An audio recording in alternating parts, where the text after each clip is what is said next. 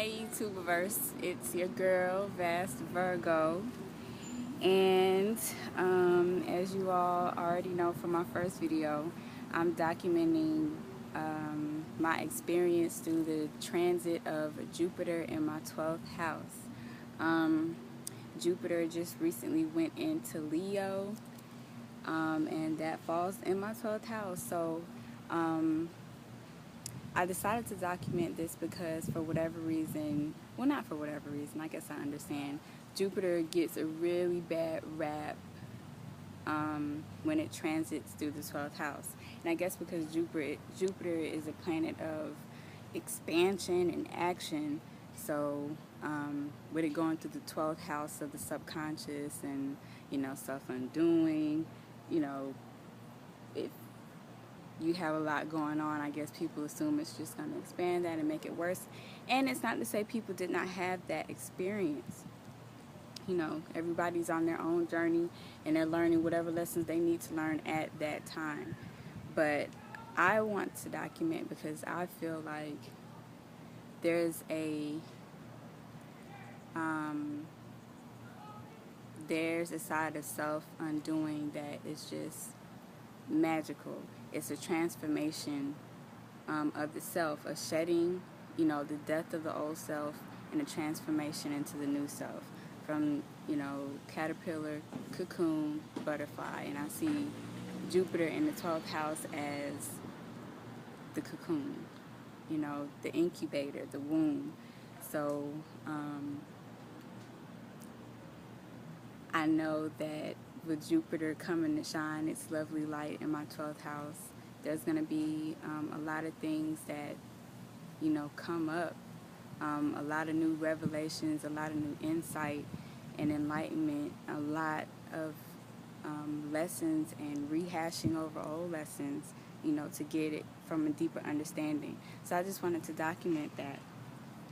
So today is, oh my God, it's an ant in my shoe. Today is July, is it the 19th or July 20th?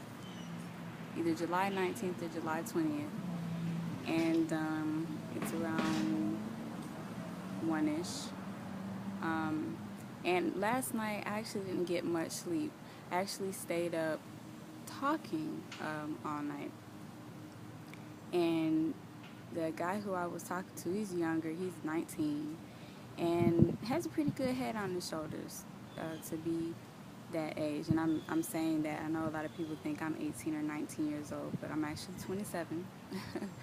That's not old, but there's a difference. But anyway, so, we were sitting there talking, and the subject of mothers and sons and that mother-son relationship and why that's so important came up.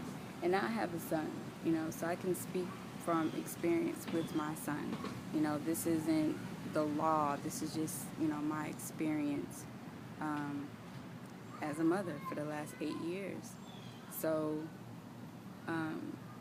as we spoke, I was telling him about how much I've come to realize how important a mother's role is in her son's life. And I know a lot of people are like, well, duh. But no, seriously, let's really think about this. The role of a mother, the place of a mother, what a mother is really there to teach her son. And I feel a lot of times, when we're dealing with our sons, we have to be careful about how we speak to them. Because they're, we're a part of their confidence building. They have to feel secure at home. So as a mom, you have to be cognizant of how you speak to your son. Don't speak down to him. Don't, go into the regular, rant. You know how we get upset about something and it turns into, see, that's what I'm talking about. You always da-da-da, and we just keep going. And it's just they're internalizing all that. And it can turn into resentment toward women.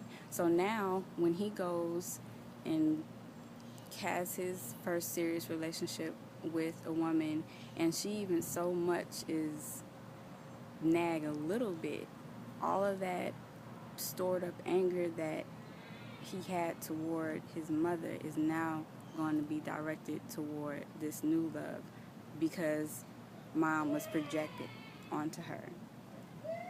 So it's like, as a mom, we have to understand the only person that can show your son how to nurture is you. You know, boys have one mother, one. And there's nothing like a mother's love. And, you know, I understand what it is to be out here, to be a single mom out here, and you have to, you know, both be the father and the mother. But a lot of times we end up being a lot more the father, a lot more the, you know, I'll stump a mud hole in your chest type thing. And it's like, don't get your son used to those types of situations with the important women in his life, if that makes any sense. You understand? Like, having him get used to a woman always yelling in his ear and fussing and nitpicking and this and that, subconsciously that's what he's going to go for. You know, once he gets older, subconsciously that's what he's going to go for. And although that drives him insane, he's just not going to understand, why do I keep getting the same woman? Why do I keep repeating it? And the same thing happens to women, you know, and the whole thing with their fathers, but we happen to be talking about boys. But that has to be balanced out. That has to be balanced out. We have to be cognizant and aware of our sons, both the masculine and feminine side. They must be able to receive love, not just give it. You know, we teach our sons, you have to, you know, give, you have to provide, you know, give, as he should. He's you know, that's the male energy, that's the forceful energy, that's the get up and go, that's the action, that's the will, that's the Mars. But there's also the moon, there's the receiving side. You have to be able to receive love. You have to be able to calm yourself, you know, calm your waters enough to receive love so that you can heal. And a lot of men, you know, unfortunately just don't get that. They don't get that from their mothers. They don't get that from their aunties. They don't get that from their grandmothers. Is just a lot of fussing, like, boy, go sit down, boy, stop doing it. And I hear a lot of moms like, I'm not afraid, I'll punch him in the because he acts just like his daddy. And what good does that do? What good does that really do for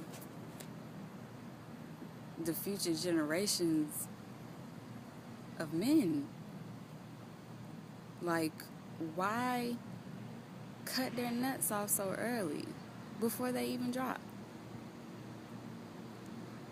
Like, we have to be cognizant of how powerful our mouths are, women. They can bring pain and they can bring death if pushed, but they can restore and they can heal and it can bring life. Like, we have to understand and embody our innate feminine power, mothers. Like, it's powerful. There's nothing weak or victim-like to be feminine, to be nurturing, you know. And I know the first thing that's going to come to mind is, you know, someone, you know, take advantage of that, people take advantage of people all the time. That has nothing to do with your innate ability and responsibility as a mother and a woman. Get over it. We have to be cognizant of how we speak to our sons. We have to be cognizant of how we raise our sons. We have to be cognizant of how we treat them. And most importantly, we gotta love them. I don't care if you don't want a kiss. Give him a kiss on his cheek. And let him know If there's nobody else in the world who has your back, I have you. I've got you. And women, that's all we can do. Don't make yourself feel guilty for not being a good mother and father. You are a woman. The only thing you are built to be is a mother. Yes, do your best to provide and you take care of your children, but you must release the guilt, because it's not helping you, but it's definitely not helping your son. Because when you're trying to overcompensate for what you feel is lacking in your child's life, which may or may not be a father figure, you can't replace that. That's not your job. That's not your position. And I know it's difficult, and I'm not coming from a place of unknowing. I know what that's like. I know what that feels like to see, you know your son may be missing something because they're not spending enough time with their father figure or whatever the case may be. I understand that. But at the same time, you also need to understand as a mother, that is what you are built for. Don't let anyone tell you you spoil your child by hugging or loving them. Like, who else is supposed to do it? You don't want a stranger from off the street hugging and kissing your child, so where are they supposed to get it from? And then when they run off as teenagers and want someone else to hug and kiss them, it's too late. So you have to get it in now. You have to love who's going to show them how to love a woman? Who? There's only so much, dads know, but they're not a woman. They're not a woman. Who better to show a male how to love a woman than another woman? And it's the same. It's the same thing, like with a man. It's only so much a mother can teach her daughter about a male. So I just felt the need to get that off my chest. I really have a special place in my heart for these young men out here. The kids, I mean. They're growing in a different time. It was the best of times, it was the worst of times. But things are going to get better. That much I know, and it's already happening. I'm a believer in this evolution that is happening on our planet currently. I'm 100% a believer in it, because it's a natural part of nature, and because spiritually it's time. It's time for everyone to wake up. It's time for everyone to start questioning, and not questioning anything external. Question yourself. Why do I do the things that I do? Why do I say the things that I say? And don't make school out of it necessarily, but, a lot of the problems that we have sometimes, we cause on ourselves and we don't realize it.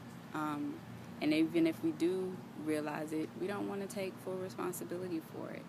So it's like I'm happy to be here during a time in human history where there is a mass awakening happening. One person at a time, and that's all you can ask for. But one more, all those ones, they add up, and then eventually we all will, settle into this new oneness. We've always been one, but we only need to become conscious of it. So, yeah, that's all I had to say. Hope you guys are having a good day, and love and blessings to you. Peace.